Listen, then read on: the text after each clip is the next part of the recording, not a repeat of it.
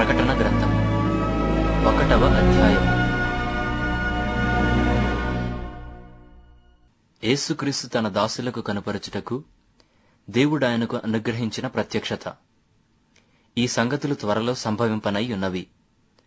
ఆయన తన దూత ద్వారా వర్తమానము పంపి తన దాసుడైన యోహానుకు వాటిని సూచించెను. అతడు దేవుని వాక్యమును గూర్చియు యేసుక్రీస్తు సాక్ష్యమును గూర్చియు తాను చూచినంత మట్టుకు సాక్ష్యమిచ్చెను. సమయము సమీపించినది గనుక ఈ ప్రవచన వాక్యములు చదువువాడును వాటిని విని ఇందులో వ్రాయబడిన సంగతులను గైకొను వారును ధన్యులు. యోహాను ఆసియలో ఉన్న 7 సంఘములకు శుభమని చెప్పి వ్రాయనది. వర్తమాన భూత భవిష్యత్ కాలములలో ఉన్న వాని నుండి, ఆయన సింహాసనం ఎదుటనున్న 7 ఆత్మల నుండి, నమ్మకమైన సాక్షియు, మృతులలో నుండి ఆది సంభూతుడుగా లేచినవాడును, భూపతులకు అధిపతియునైన యేసుక్రీస్తు నుండి కృపా సమాధానములు మీకు కలుగునుగాక.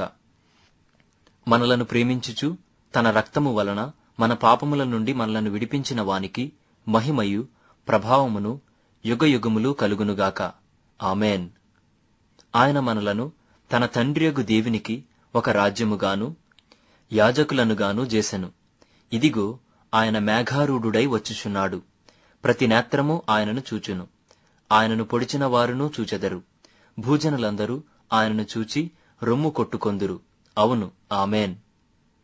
అల్ఫాయు ఒమేగయు నేనే, వర్తమాన భూత భవిష్యత్ కాలములలో ఉండువాడను నేనే అని సర్వాధికారియు దేవుడు నగు ప్రభువు సెలవిచ్చుచున్నాడు.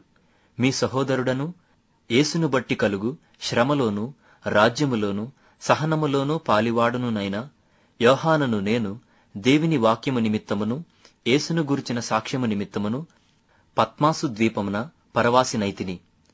ప్రభువు దినమందు ఆత్మవశుడనై ఉండగా బోరధ్వని వంటి గొప్ప స్వరము, నీవు చూచుచున్నది పుస్తకములో వ్రాసి Ephesus, Smyrna, Pergamum, Thyatira, Sardis, Philadelphia, Laodicea అను 7 సంఘములకు పంపుమని చెప్పుట నా వెనుక వింటిని. ఇది వినగా నాతో మాటలాడుచున్న స్వరమేమిటో అని చూడ తిరిగితిని. తిరుగగా 7 సువర్ణ దీపస్తంభములను, ఆ దీపస్తంభముల మధ్యను మనుష్య కుమారుని పోలిని ఒకనిని చూచితిని. ఆయన తన పాదముల మట్టునకు దిగుచున్న వస్త్రము ధరించుకుని రొమ్మునకు బంగారు దట్టి కట్టుకొనియుండెను.